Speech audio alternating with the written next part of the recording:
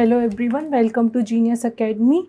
Now we will continue with our previous year question paper of polity, जिसके बारे में हम discussion कर रहे थे. We will continue with that discussion and I think this would be your last lecture of in polity of your previous year question papers. Okay, so like not papers, like your previous year questions, that would be your last lecture of polity PYQs. Okay, so we will start here. That first question is, which one of the following categories of fundamental right incorporate protection against untouchability? Okay, protection untouchability के खिलाफ कौन सा right देता है? Simple आपसे पूछा गया है. अगर आप सिंपल आपको अगर आप 6 आपके जो फंडामेंटल राइट्स आपको बताए गए हैं कि राइट टू इक्वालिटी आपका वन ऑफ द राइट होता है, जिसके अंदर आर्टिकल 14 to 18 आता है. राइट टू फ्रीडम आपका one of the your fundamental right होता है, राइट, जो आपका 19 to आपका 22 जाता है. फिर आपका राइट अगेंस्ट एक्सप्लॉयटेशन होता है, राइट आपका आर्टिकल 23 24. देन आपका फ्रीडम ऑफ रिलीजन से रिलेटेड आपके राइट्स होते हैं, राइट. सो आपका रिट का राइट होता है. So that's how you have the 6 fundamental right. And आपका अनटचेबिलिटी कहाँ आता है? आर्टिकल 17 के अंदर आता है. आर्टिकल 17 के अंदर, और आर्टिकल 17 में ये किस राइट के अंदर आता है? आपका राइट टू इक्वालिटी के अंदर आता है, राइट. सो अगर आपका थोड़ा सा कॉन्सेप्ट इस चीज का क्लियर है, then it is the easiest question to solve under fundamental right.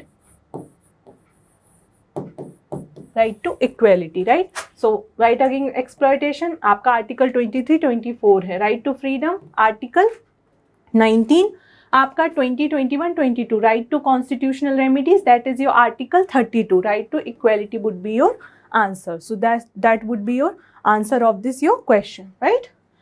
तो इस टाइप के क्वेश्चन में आपको सिंपल है, आपको आर्टिकल्स क्लियरली पता होना चाहिए कि किस आर्टिकल में क्या बात की गई है.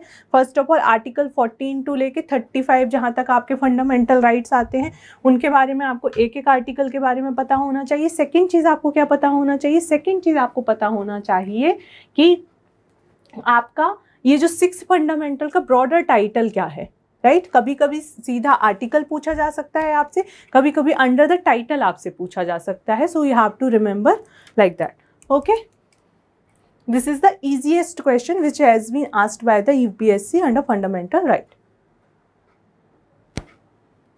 Okay, now we will see the second question that has been added recently, not very recently, like 3-4 years back in your syllabus of UPSC. Basically this has been added. Earlier people don't used to read about this particular authority that much, but now it's a part.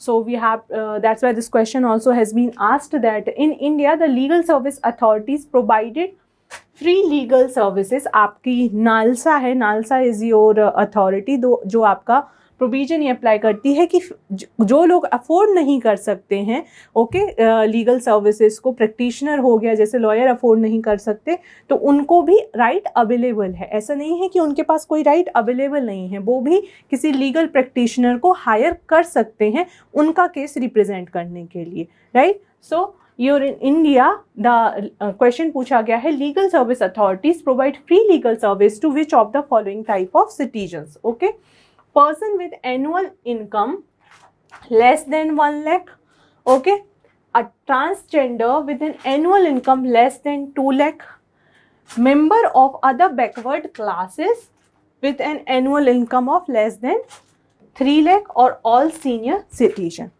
Okay, we will see the explanation of this question.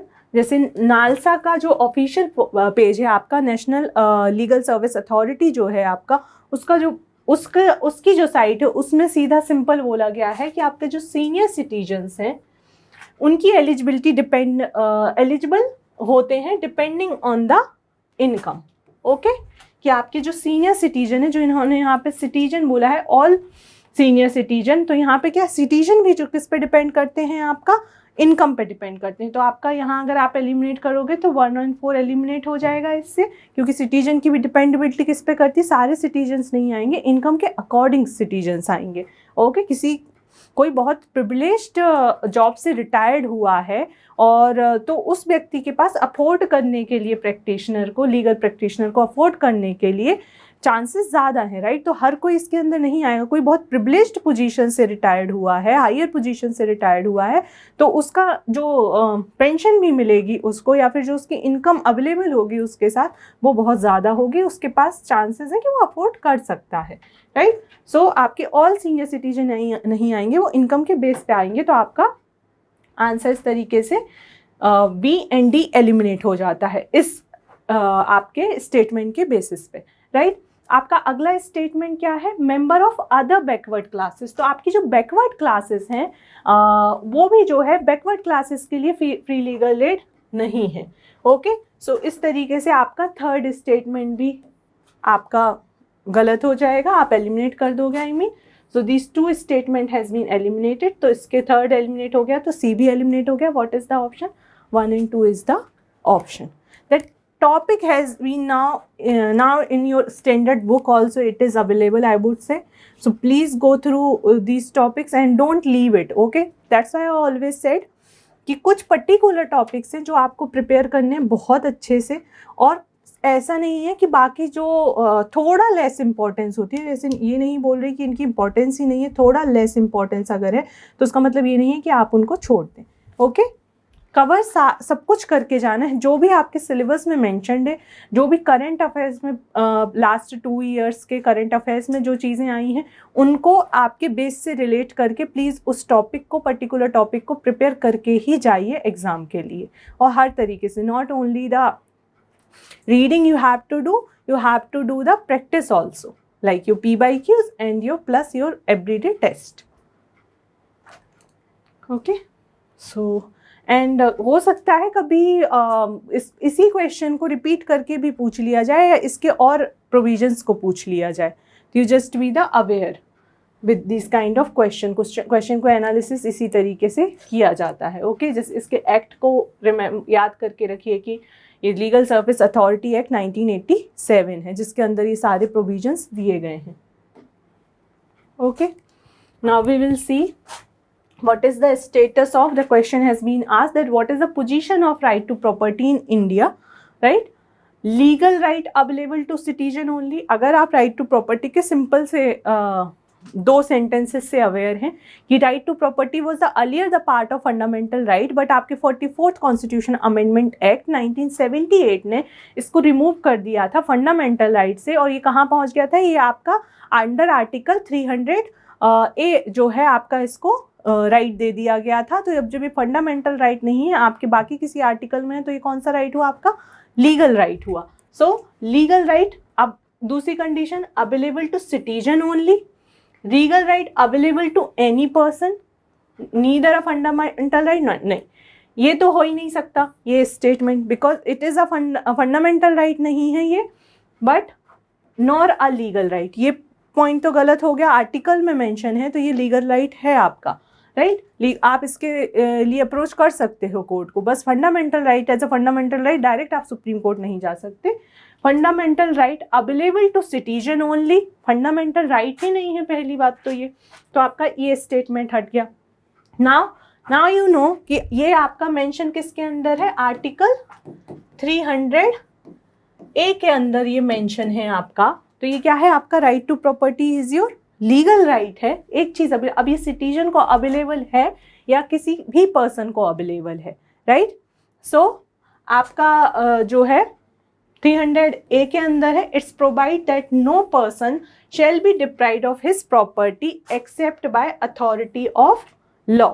The right to property remains a legal right और a constitutional right भी हम इसको बोल सकते हैं, though no longer a fundamental right, it is not the part of basic structure of even your constitution also. Okay, so article 300 क्या कहता है, no person shall be deprived of his property except by authority of law to any person. Right to legal right है, it is available to any person, सिर्फ citizen specific नहीं है ये, to any person it is available. Okay, Now we will move forward for next question. Okay. When a prisoner makes out, अब आपने कम से कम past 2-3 years में आपके 2 से 3 क्वेश्चन, आपने 3 क्वेश्चन, लगभग 3 से 4 क्वेश्चन ऐसे लिख लिए हैं कि इसमें प्रिजनर्स पर क्वेश्चन पूछे जा रहे हैं, प्रिजन पर क्वेश्चन पूछे जा रहे हैं. ओके, तो मतलब आपकी जेल अथॉरिटीज़ जो हैं उनसे रिलेटेड क्वेश्चन को पूछा जा रहा है. तो आप प्लीज़ प्रिजन टॉपिक को प्रिपेयर कर लीजिए. ओके, प्रिजनर्स एक्ट क्या होते हैं, प्रिजनर्स को क्या क्या फैसिलिटीज़ अवेलेबल होती हैं, जैसे परोल किसी को अवेलेबल होती है तो परोल का मतलब क्या होता है, और कौन कौन सी फैसिलिटीज़ उनको अवेलेबल है, थोड़ा थोड़ा बेसिक सा आइडिया ले लीजिए, उसके बारे में प्रिपेयर कर लीजिए. राइट, बिकॉज इस टाइप के क्वेश्चन पूछे जा चुके हैं. और हम पिछले अगर क्वेश्चन पेपर का एनालिसिस करें, जो पिछले क्वेश्चन हम एनालिसिस करके आए उनमें हमने 2 से 3 ऐसे क्वेश्चन सॉल्व किए हैं जो आपके रिलेटेड है प्रिजन टॉपिक से. Right, so when a prisoner makes out a sufficient case, parole cannot be denied to a such prisoner because it's become a matter of his or her right. Okay, that is the first statement कि prisoner ने का case जो है वो सही तरीके से बनाया जा चुका है. ओके, तो अब इस केसेस में जो है प्रिजनर को परोल नहीं डिनाई की जाएगी. परोल जो है उसका एक राइट है. राइट, ऐसा है या नहीं अभी हम आगे देखेंगे. State government have their own prisoner release on parole rules. इतना आपको पता है, आप प्रीवियस ईयर क्वेश्चन में भी हमने देखा था कि प्रिजन टॉपिक किसका है आपका, प्रिजन इट्स अंडर द किस टॉपिक में आता है, आपकी स्टेट लिस्ट में आता है ये. राइट, अगर आपको इतना पता है तो ये स्टेटमेंट आप सही कर दोगे. अब फर्स्ट स्टेटमेंट की जो है हम थोड़ा समझ लेते हैं कि फर्स्ट स्टेटमेंट का रीज़न क्या है, ये वाकई उसका राइट होता है परोल या नहीं होता है. So the provision of parole is not a right of any convicted prisoner. Okay, ये क्या है, ये प्रिविलेज है आपका, उनके पास कोई राइट अवेलेबल नहीं है. राइट, और प्रिजन एंड पर्सन डिटेन किस में आते हैं, स्टेट सब्जेक्ट में आते हैं. तो ये आप याद रखना कि परोल जो है वो उनको प्रिविलेज अवेलेबल है, कोई राइट अवेलेबल नहीं है. राइट होता है ऐसे, अब फंडामेंटल राइट थोड़ी है कोई परोल अवेलेबल दे. उनको एक दिया गया है, फैसिलिटी उनको ऐसी दी गई है कि ज़रूरत पड़ती है तो आप परोल पर जा सकते हैं. उनका अच्छा कंडक्ट देख के उनको कुछ टाइम के लिए परोल दी जा सकती है. Right, so it is a privilege available to them, not their right. Okay, now we'll see the next question. So the answer would be that you know that prison is the comes under the state subjects. तो अगर आपको इतना भी नहीं पता है, थोड़ा सा अगर आपको आइडिया है तो आप गैस कर सकते हो कि प्रिजन स्टेट लिस्ट का पार्ट है, तो ये स्टेटमेंट सही होने के चांसेस हैं. अगर आपको बिल्कुल ही आइडिया नहीं है, आपको सिर्फ इतना आइडिया है कि प्रिजन जो है पार्ट है आपका स्टेट लिस्ट का. ओके, और थोड़ा सा अगर आप लगाएंगे तो परोल तो ऐसे तो अगर राइट होगा तो जाके कोई भी फंडामेंटल राइट थोड़ी है, नहीं तो सबको ही अवेलेबल होता है ये. राइट, सो प्रिविलेज अवेलेबल है, ये राइट अवेलेबल नहीं है. तो ये आपका आंसर क्या हो जाएगा, 4 का B would be your answer. Okay, अब राइट टू प्राइवेसी आपका कि किस आर्टिकल के अंदर राइट टू प्राइवेसी को प्रोटेक्ट किया गया है. तो आपका एक very famous case it is that is K Puttaswamy case. उसमें जो है राइट टू प्राइवेसी को किसका पार्ट बोला गया था, right to life and personal liberty के अंदर राइट टू प्राइवेसी को भी पार्ट बनाया गया था. तो right to life and personal liberty किसके अंदर आता है, आपका आर्टिकल 21 के अंदर में आता है. तो आंसर क्या होगा आपका, article 21. These are the easiest question under fundamental rights. So we will see the explanation in. ये केस भी याद रखना, कभी कभी आपसे पूछा जा सकता है कि केएस पुट्टास्वामी केस रिलेटेड किससे है. It is your right to privacy से आपका ये रिलेटेड है. Okay, so in justice case Puttaswamy and versus Union of India case जो था आपका, ये लैंडमार्क जजमेंट रहा है राइट टू प्राइवेसी से रिलेटेड. आधार पर क्वेश्चन उठाया गया था, आधार पर प्राइवेसी से रिलेटेड क्वेश्चन उठाया गया था. उस टाइम पे ये जजमेंट दिया गया था, very recent judgment, not it's way back of 20 years or something, it's somewhere 6 to 7 years back judgment है ये आपका. held that right to privacy is protected as a fundamental right under article 14, 19 and 21 of the constitution. Okay, but 19 भी आपका यहाँ पे mentioned है, तो accuracy कहाँ पे आती है? Right to privacy is protected as a intrinsic part of right to life and personal liberty under article 21. okay, so that's why right to privacy जो आएगा आपका, उन्होंने बोला था कि 14, 19 और 21 तीनों से ड्राइव होगा, लेकिन इंट्रिंसिक पार्ट किसको माना जाता है प्राइवेसी को? आपकी right to life and liberty के अंदर जो है राइट टू प्राइवेसी को पार्ट माना जाता है आपका। So answer would be your article 21। ओके, लोग बहुत टाइम कंफ्यूज हो जाते हैं आपका, ये मैंने कई बार बोला है, फंडामेंटल राइट्स में आपकी एक्यूरेसी बहुत क्लियर होना चाहिए कि 19 के अंदर आएगा 50। ये तभी आप इस क्वेश्चन को पूछा ही इसलिए गया था क्योंकि उस टाइम पे ये केस बहुत ज़्यादा आधार से रिलेटेड जो केस था न्यूज़ में बहुत ज़्यादा था, इसलिए इस टाइप का क्वेश्चन पूछा गया था। अगर आप उस समय की उस न्यूज़ से अवेयर हैं तो फिर ये आपके लिए इजी क्वेश्चन हो जाएगा, आप आर्टिकल 21 ही लगा के आएंगे क्योंकि आप रोज़ के रोज़ उन स्टेटमेंट्स को पढ़ रहे होंगे, otherwise it becomes a tough question. But life से रिलेटेड जनरली ऐसे क्वेश्चन में जहाँ भी आपको आर्टिकल 21 की बात होती है, फ्रीडम की बात आती है, फ्रीडम से रिलेटेड कोई बात आती है, तो प्लीज़ आप वहाँ पर आर्टिकल 19 को ही रेफ़र कीजिए। ओके, लेकिन क्योंकि राइट टू फ्रीडम के अंदर और भी आपके आर्टिकल्स आते हैं, जैसे आर्टिकल 21 आपके राइट टू फ्रीडम का ही पार्ट है, right under, but right to life से, लाइफ के रिलेटेड जहाँ पे मैटर आ जाएंगे वहाँ मोस्टली आपका कौन सा आंसर करेक्ट होगा? आर्टिकल 21। ओके, डिग्निटी के साथ जहाँ लाइफ, प्राइवेसी आपकी डिग्निटी का पार्ट है। ओके, आपकी प्राइवेसी कोई भंग कर दे तो मतलब आपकी डिग्निटी को कोई हार्म कर रहा है, right? So right to life and live with the dignity, even right to die with the dignity। Dignity की जहाँ बात आ जाती है तो मोस्टली आपके कौन से फंडामेंटल राइट वायलेट होते हैं? आपके राइट टू लाइफ से रिलेटेड फंडामेंटल राइट का वायलेशन हो रहा होता है, इसलिए ऐसे क्वेश्चन में most of the time answer क्या होगा आपका? Right to life and personal liberty के अंदर आएगा वो। Okay, now we will see the another question।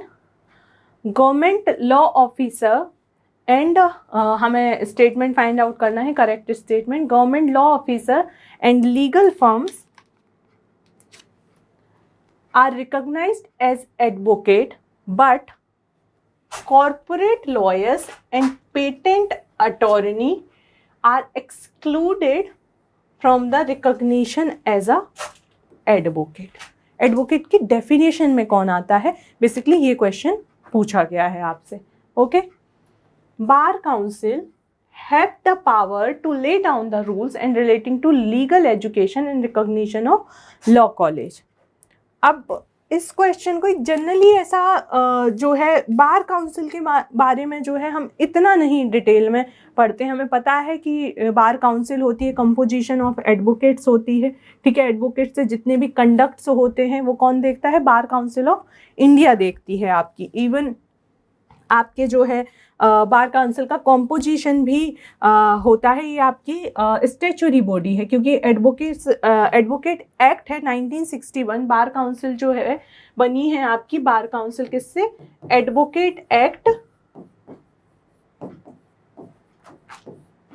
1961 के अंदर ये बनी है। इसका भी अपना एक कंपोजिशन होता है, इसका चेयरमैन होता है, वाइस चेयरमैन, जो इसके ही मेंबर्स जो होते हैं उनसे बनता है। इसके मेंबर होते हैं, जैसे बार काउंसिल एक मेन बॉडी है, फिर आपकी स्टेट पर भी आपकी स्टेट काउंसिल्स होती हैं जो हाई कोर्ट्स के स्टेट होते हैं। स्टेट में जो एडवोकेट होते हैं वो उसका पार्ट होते हैं। फिर इन स्टेट काउंसिल से जो है मेंबर्स सिलेक्ट होते हैं, they become the member of your bar council. और इन्हीं मेंबर्स में से जो है चेयरमैन और वाइस चेयरमैन आपका इलेक्ट होता है। ओके, इसमें आपके जो अटॉर्नी जनरल और आपका सोलिसिटर जनरल ऑफ इंडिया होते हैं, ये दोनों क्या होते हैं? आपके एक्स ऑफिसर इसके मेंबर होते हैं। ओके, सो इससे क्या चीज़ समझ में आती है इस क्वेश्चन से कि आप प्लीज़ जाइए थोड़ा बहुत बार काउंसिल के बारे में पढ़िए कि बार काउंसिल होती क्या है। जनरली इसको आपको करंट अफेयर में ही इसके बारे में मिलेगा। अगर आप करंट अफेयर को अच्छे से रेफर कर रहे हैं तो कभी भी बार काउंसिल के बारे में मेंशन किया गया है, प्लीज़ उसके बारे में, अगर आप नए हैं इस प्रिपरेशन में तो प्लीज़ उसके नोट्स बना लीजिए कि बार काउंसिल ऑफ इंडिया का काम क्या होता है। ओके, कि हो सकता है रेगुलर क्लासेस में या रेगुलर बुक्स में जो है उसके बारे में नहीं मेंशन कर रखा हो। ऐसी चीज़ें आप कहाँ से फाइंड आउट करते हो? इसी का यूज़ होता है न्यूज़पेपर का, इसी से करंट अफेयर्स का यूज़ आप करते हो। Okay, so the bar council has the power to lay down the rules. Bar council के कुछ अपने फंक्शंस होते हैं। एडवोकेट का जो कंडक्ट होता है वो कौन देखता है? आपका बार काउंसिल ऑफ इंडिया देखती है आपकी। इवन जो आपकी यूनिवर्सिटीज़ होती हैं जो आपको लॉ की जो डिग्री देती है उनका रिकॉग्निशन भी कौन करता है? बार काउंसिल ऑफ इंडिया करती है। So there are some functions of bar council of India and these are the prominent function जो bar council of India use करती है। Okay, so Bar Council have the power to lay down the rules relating to legal education and recognition of law college. This is the correct statement. Government law officer and legal firm, government are recognized as advocate, but corporate वाली जो firm होती हैं उनको उसको as a lawyer जो है recognize नहीं किया जा सकता. So that is the wrong statement. Like they have you will see the explanation that advocate are the only recognized class of person entitled to practice the profession of law. Advocate कौन होते हैं? जिनको right होता है कि वो अपना profession जो है एज अ लॉ के रूप में, लॉ प्रैक्टिशनर के रूप में कर सकते हैं. Legal firms are not recognized as an advocate.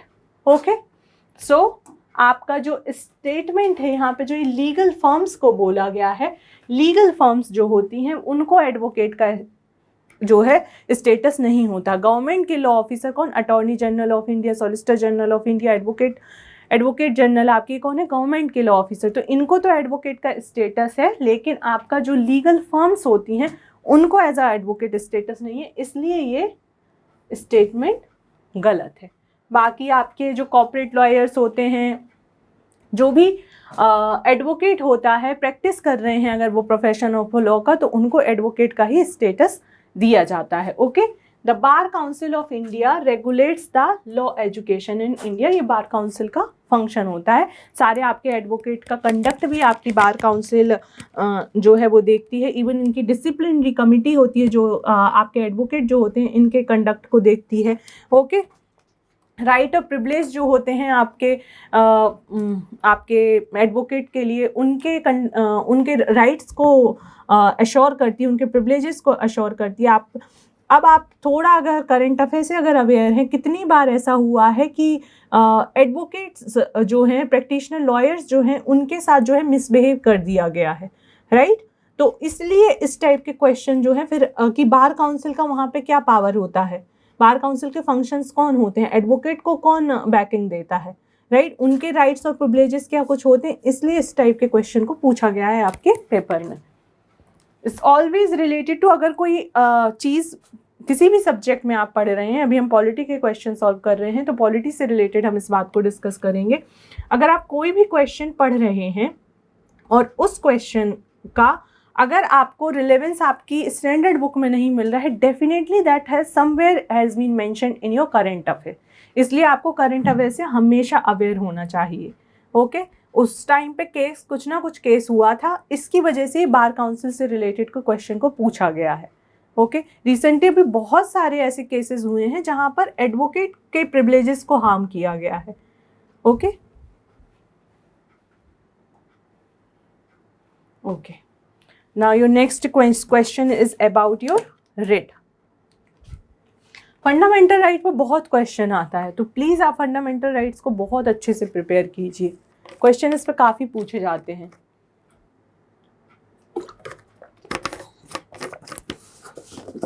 Okay, now we will start with the next question, that mandamus will not lie against a private organization unless it is entrusted with a public duty.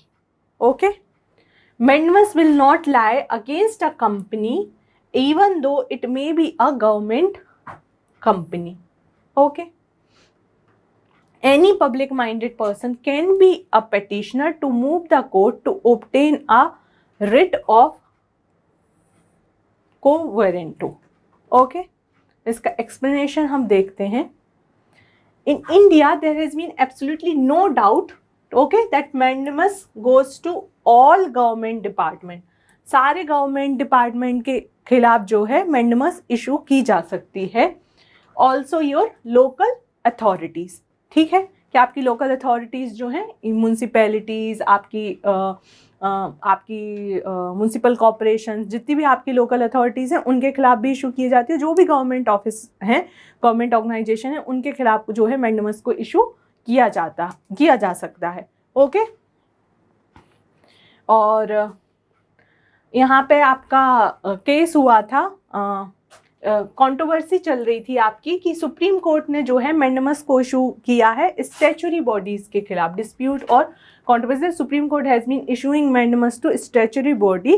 तो इसमें case हुआ था in Mafatlal versus divisional controller state road transport corporation. The court issued mandamus to state road transport corporation for wrongful dismissal of an employ. Okay. तो statutory bodies के खिलाफ भी जो है आपकी मैंडामस इशू की जा सकती है. इस केस से ये निकल के आता है. Similarly the writ has issued against the life insurance corporation. तो इससे क्लियर होता है कि गवर्नमेंट की जो ऑर्गेनाइजेशन है, गवर्नमेंट की जो बॉडीज़ हैं, उनके खिलाफ जो है मैंडामस इशू की जा सकती है. Okay.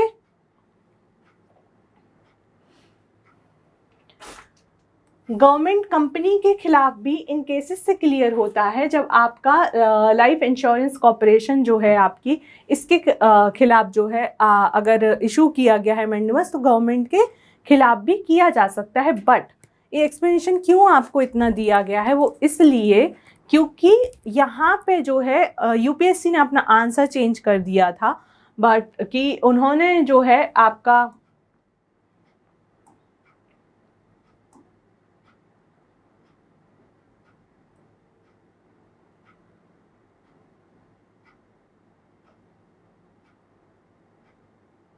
just a second.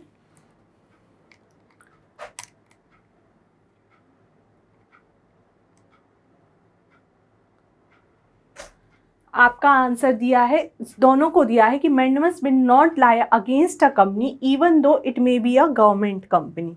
Okay. तो प्राइवेट कंपनी के खिलाफ तो नहीं होता है, बट आपका जो है, तो ये स्टेटमेंट सही होना चाहिए कि गवर्नमेंट कंपनी के खिलाफ तो हो सकता है मैंडामस इशू. बट यहाँ पे जो है यूपीएससी ने इसको सही आंसर माना था.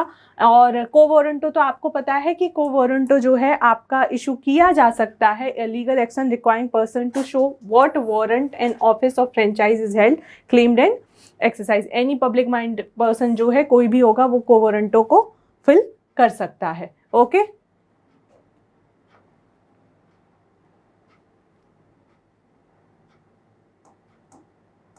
Okay. So, any public-minded person can be petitioner to move the court to open the writ of quo warranto. ये बिल्कुल सही स्टेटमेंट है. इस स्टेटमेंट में थोड़ा सा डाउट रहा है, बट यूपीएससी ने इसको सही माना है, तो हम इसको ही मान के चलेंगे. And your answer would B 1, 2, 3. Okay.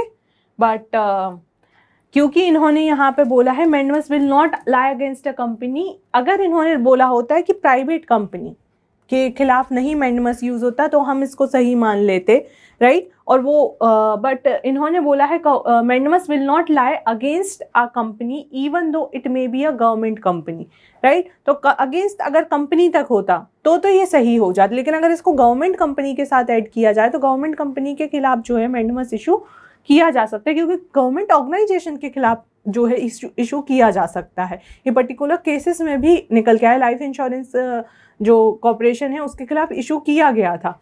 तो यहाँ से जो होगा आपका स्टेटमेंट ये वैसे गलत है, बट यूपीएससी ने इसको सही माना है. So we will go with the answer of your UPSC.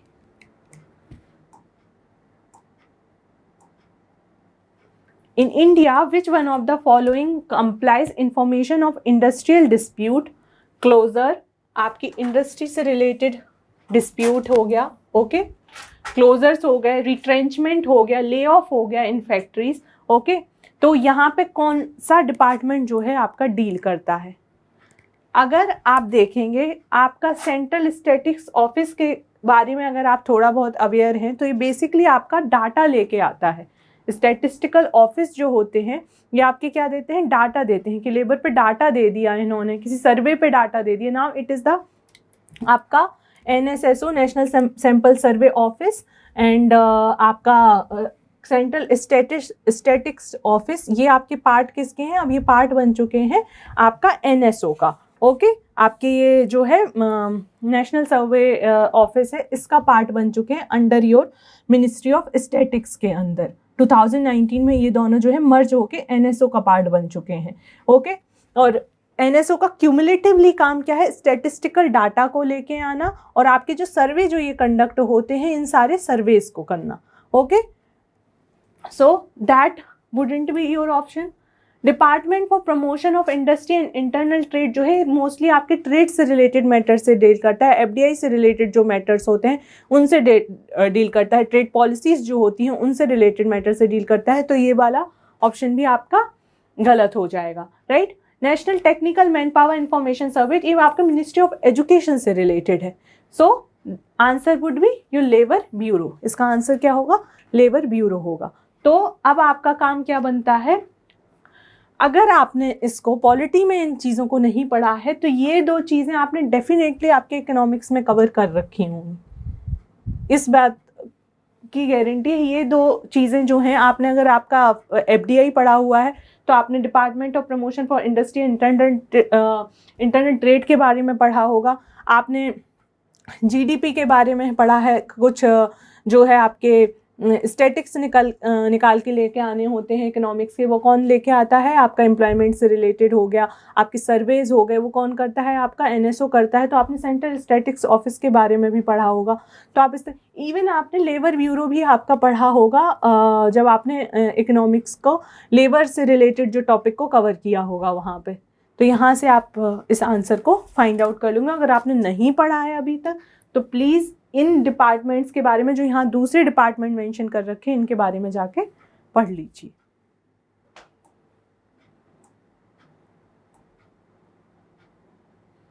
Okay, labour bureau जो है वो आपकी स्टैच्यूरी बॉडी है। ओके, 1946 में ये इस्टेब्लिश हुई थी, आपकी ministry of labour and employment के अंदर आती है ये। अब कोल कंट्रोलर ऑर्गेनाइजेशन, इनका काम क्या है, कोल कंट्रोल ऑर्गेनाइजेशन का, इसके बारे में हम जानते हैं आपका। ओके, 3 to 4 क्वेश्चन जो हैं आपके बस पॉलिटी के, आपके 2020 से लेके हमने 2024 तक के क्वेश्चन को सॉल्व कराया है। सो बस ये लास्ट क्वेश्चन है। अगर आपको अच्छा लग रहा है ये प्रीवियस ईयर क्वेश्चन से रिलेटेड लेक्चर्स आपको पसंद आ रहे हैं और आप अगर चाहते हैं कि हम 2020 के पहले के भी क्वेश्चन पेपर्स को कवर करेंगे तो प्लीज़ लेट अस नो, आप हमें कमेंट में बता दीजिएगा। हम इन क्वेश्चंस को, बाकी के क्वेश्चंस को भी कवर करेंगे अगर आपको ये लेक्चर्स पसंद आ रहे हैं। ओके, कोल कंट्रोलर ऑर्गेनाइजेशन, इससे रिलेटेड स्टेटमेंट पूछे गए हैं। Coal controller organisation is the major source of coal statistics in government of India. कि कोल का स्टैटिक्स जो है वो कौन देता है, आपका कोल कंट्रोलर ऑर्गेनाइजेशन। अब कोल का स्टैटिक्स क्या होगा, उसके रिजर्व्स कहाँ पे है, कितना प्रोडक्शन हो रहा है, राइट, कहाँ किन लोगों को ये लीज दी गई हैं। It monitor progress of development of captive coal lignite blocks. Okay, it hears any objection to the government notification relating to acquisition of coal bearing areas. Okay, it ensures that coal mining companies deliver the coal to end users in the prescribed time. Okay, अब आपके कोल controller organisation के क्या क्या काम हो सकते हैं इसके बारे में हम जानेंगे, ठीक है। अब 4 स्टेटमेंट जो है, it ensure that the coal mining companies deliver the coal to end user in a prescribed time. अगर आप इस स्टेटमेंट को देंगे तो ये एंश्योर करना जो है कोल कंट्रोलर ऑर्गेनाइजेशन का काम नहीं होता है कि वो आपका टाइम भी मैनेज करेगी कि कोल कंपनीज जो है उन्होंने प्रिस्क्राइब टाइम में क्या भेजा है, ये कोल कंट्रोलर ऑर्गेनाइजेशन के अंतर्गत नहीं आता है. Coal controller organisation does not ensure that coal mining companies deliver the coal to end users in the prescribed time. So your fourth statement is wrong.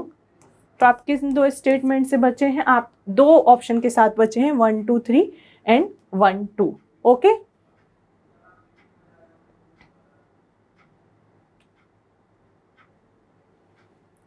अगला स्टेटमेंट जो है हम देखेंगे. अगर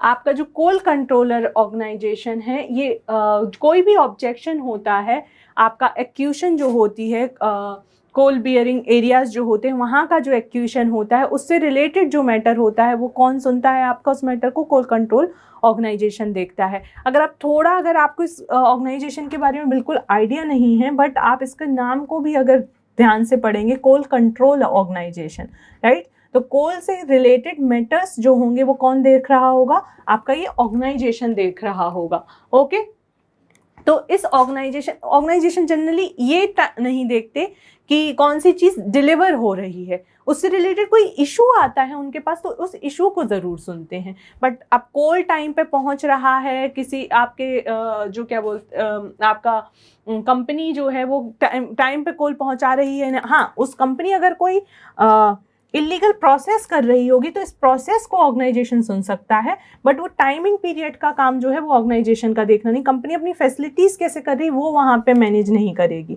ओके, उस फैसिलिटीज़ में कुछ गड़बड़ कर रही है तो वहाँ पे जो है ऑर्गेनाइजेशन उस मैटर को देखेगा. It hears any objection to the government notification relating to the acquisition of coal bearing area. So this statement is correct. अगर ये स्टेटमेंट करेक्ट है तो आपका ये ऑप्शन भी हट जाता है. Now you are left with the only one option. So you have the answer of your coal control organisation is the major source of coal statistics in government of India. ये monitor करता है आपका progress development of capital coal lignite blocks. Okay, वहाँ जो coal blocks हैं, right, अभी मैंने यही बोला ना कि कोल कंट्रोलर ऑर्गेनाइजेशन का काम क्या होता है? कोल कंट्रोलर ऑर्गेनाइजेशन का काम ही होता है स्टैटिक्स को डेवलप करना, कि रिजर्व कहाँ पे कितना है, प्रोडक्शन कहाँ से कितना हो रहा है. तो कोल के फॉर्म्स होते हैं. Lignite coal is also the part of your one of the form of your coal. तो उससे रिलेटेड मैटर को भी कौन देखेगा? आपका कोल कंट्रोलर ऑर्गेनाइजेशन देखेगा.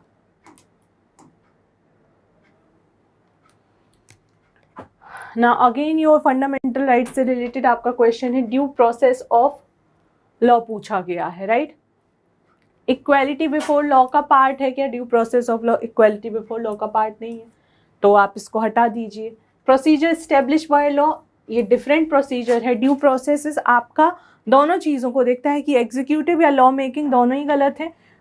प्रोसीजर एस्टेब्लिश बाय लॉ क्या देता है? सिर्फ एग्जीक्यूटिव के एक्शन को देखता है कि उसने लॉ के अकॉर्डिंग डिसीजन दिया है या नहीं दिया है. तो ये दो ऑप्शन हट गए आपके. Fair application of law, principle of natural justice. Due process of law आया ही इसी प्रिंसिपल है कि प्रिंसिपल ऑफ नेचुरल जस्टिस को इंश्योर करे कि हो सकता है कि सिर्फ एग्जीक्यूटिव का जो डिसीजन हो वही एरर ना हो, लेजिस्लेचर ने लॉ को बनाने में भी एरर किया हो. ओके, तो नेचुरल जस्टिस प्रिवेल होना चाहिए. तो सिर्फ एग्जीक्यूशन के टाइम पर नहीं हम सिर्फ लॉ की वैलिडिटी और इनवैलिडिटी को देखेंगे, लॉ एक्चुअल में इटसेल्फ वैलिड है या नहीं वैलिड है, इस पॉइंट को भी हम देखेंगे. यही नेचुरल जस्टिस को इंश्योर करता है. So it assure the principle of natural justice. अगर आप due process of law, procedure establish by law के डेफिनेशन से क्लियर है तो आप इसका आंसर फाइंड आउट कर ले जाएंगे. और दोनों के आंसर में यही डिफरेंस है कि आपका ड्यू प्रोसेस ऑफ लॉ क्या बताता है कि आपका सिर्फ एग्जीक्यूटिव जिस टाइम किसी लॉ को एग्जीक्यूट कर रहा है, डिसीजन दे रहा है, उस टाइम पर जो लॉ को वायलेट किया गया है उसका एग्जीक्यूशन उस लॉ के अकॉर्डिंग सही है, सिर्फ वही मैटर जो है ड्यू प्रोसेस ऑफ लॉ में नहीं सुना जाता है. आपकी लॉ भी एक्चुअल ये भी देखा जाएगा कि लॉ वैलिड है या नहीं है, राइट, कि लॉ जो लाई गई है वो वैलिड है या नहीं, उसकी वैलिडिटी कहीं वायलेट तो नहीं कर रही है किसी राइट को. ये चीज़ें किस में आती हैं? ड्यू प्रोसेस ऑफ लॉ इसको भी चेक करता है. And principle of natural justice यही बात को एश्योर करता है कि सिर्फ एग्जीक्यूशन वैलिड नहीं होना चाहिए, law itself should be the valid. Okay. Now we will see the another question, that is your Supreme Court of India has held in some judgment that the reservation policies made under Article 16 Clause 4 of the Constitution of India would be limited by Article 335 for the maintenance of efficiency of administration. Okay. दूसरा है कि article 335 of constitution of India defines the term efficiency of the administration. क्या ये article 335 सिर्फ इतनी सी बात ensure करता है कि जब आप शेड्यूल कास्ट शेड्यूल ट्राइब्स को सर्विसेज या पोस्ट जब देते हो तो आपको अपॉइंटमेंट के टाइम पे एडमिनिस्ट्रेशन की एफिशिएंसी को मेंटेन करना है. जब उन्हें आप जो है पोस्ट कोई प्रोवाइड कराते हो रिजर्वेशन के थ्रू, जब उन्हें कोई पोस्ट मिलती है तो आर्टिकल 33-35 के थ्रू जो इस बात को मेंशन इंश्योर किया गया है कि एडमिनिस्ट्रेशन की जो एफिशिएंसी है वो तो मेंटेन्ड रह रही है. ऐसा तो नहीं आप रिजर्वेशन का यूटिलाइज करके आप देते तो जा रहे हैं प्रमोशन, लेकिन एडमिनिस्ट्रेशन एफिशिएंटली वर्क ही नहीं कर रहा है. तो एफिशिएंसी है क्या एडमिनिस्ट्रेशन की मेंटेन, इस बात को आपको ध्यान रखना है. But there is no defined definition of that. बस इतना ही बोला गया है कि एडमिनिस्ट्रेशन की एफिशिएंसी मेंटेन होनी चाहिए, बट उसकी डेफिनेशन नहीं दी गई है. तो depend on the case by case basis.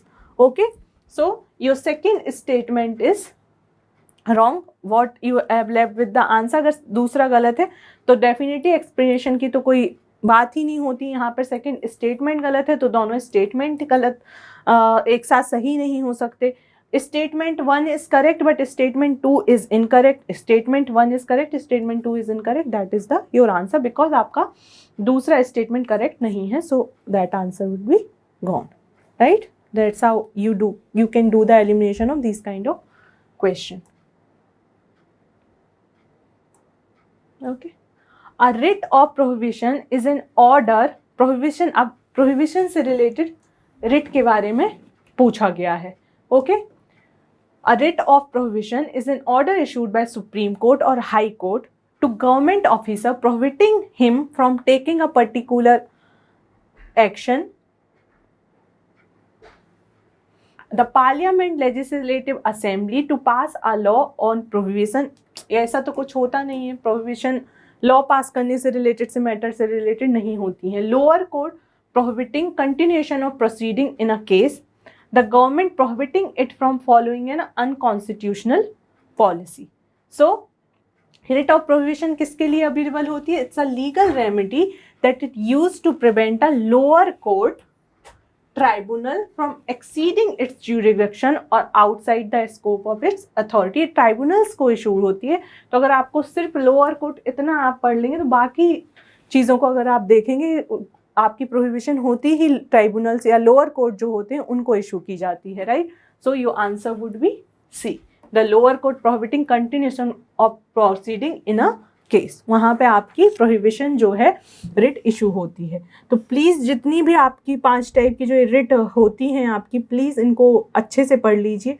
कहाँ पे कौन क्या प्राइवेट पर्सन किसी रिट को यूज़ कर सकता है या फिर हर जगह पब्लिक पर्सन ही होना अवेलेबल है, ये डिफरेंसेस नोट कर लीजिए. किस किस को कौन सी रिट गवर्नमेंट ऑफिशियल को इशू होती है, कौन सी रिट जो है वो प्राइवेट ऑफिशियल के खिलाफ भी इशू की जा सकती है. ओके. कौन सी किस ऑर्गेनाइजेशन को इशू होती है, क्या कोई कोर्ट्स को कोई रिट इशू होती है, क्या आपके हेड ऑफ द स्टेट्स को कोई रिट इशू हो सकती है. प्लीज़ इन डिफरेंसेस को याद कर लीजिएगा. हर रिट में डिफरेंस आपको पता होना चाहिए कि किस रिट में क्या डिफरेंस होता है. Okay. So, we have completed all the question of your polity and अगर आपको ये क्लासेस प्रीवियस ईयर क्वेश्चंस की पसंद आई हैं अगर पॉलिटी की, और अगर आप चाहते हैं कि हम आगे के क्वेश्चंस हमने ये कवर किया है अभी 2020 से 2020 से लेके आपका 2024 तक के क्वेश्चंस को हमने कवर किया है. अगर आपको ये पार्ट पसंद आया है तो प्लीज़ हमें बताइएगा. अगर आपको लगता है कि आपको आगे के क्वेश्चन भी कवर करना चाहिए, आई मीन योर 2020 के बिफोर के क्वेश्चंस हमको कवर करना चाहिए, तो प्लीज़ आप हमें बताइएगा कमेंट सेक्शन में, हम उनको कवर कर देंगे. So thank you so much for today class. Thank you.